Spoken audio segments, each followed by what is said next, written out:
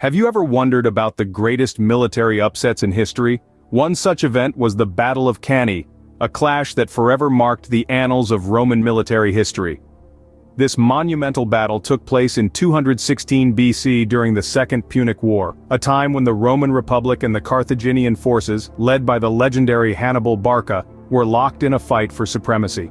The stage was set near the town of Cannae in southeastern Italy.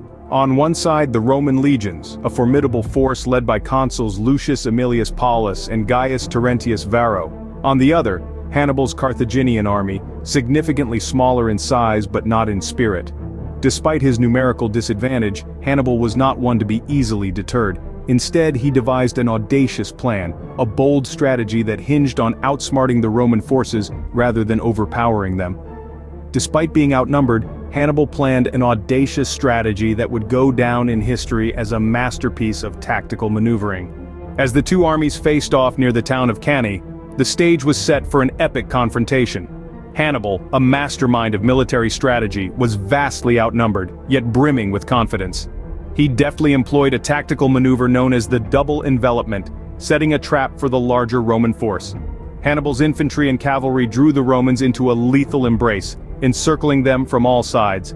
The Roman army, led by consuls Lucius Aemilius Paullus and Gaius Terentius Varro, marched unknowingly into this snare. Once trapped, confusion and panic spread through the Roman ranks as they found themselves surrounded and outmaneuvered. The Roman legions, tightly packed and unable to maneuver, were like lambs to the slaughter. Hannibal's forces, with their superior cavalry and flanking tactics, began to systematically cut down the Roman soldiers.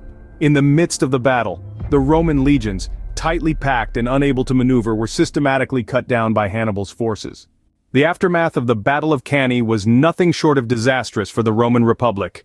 The fields of Cannae were awash with Roman blood, a grim reminder of the might of Hannibal's tactical genius. Tens of thousands of Roman soldiers had fallen, their lives brutally extinguished on the battlefield. Among the lost were the Roman consuls, Lucius Aemilius Paullus, and Gaius Terentius Varro, along with a staggering number of Roman senators and knights. The loss was not merely in lives, but also in morale and military prestige. The Roman Republic, thought to be invincible, had been humbled by a Carthaginian force that was significantly outnumbered. Yet, in the face of such a crushing defeat, Rome did not surrender. The war raged on, with Rome's spirit unbowed until they eventually claimed victory. Though Rome eventually emerged victorious in the Second Punic War, the Battle of Cannae remains a stark testament to the devastating consequences of underestimating your enemy and overconfidence in military strategy.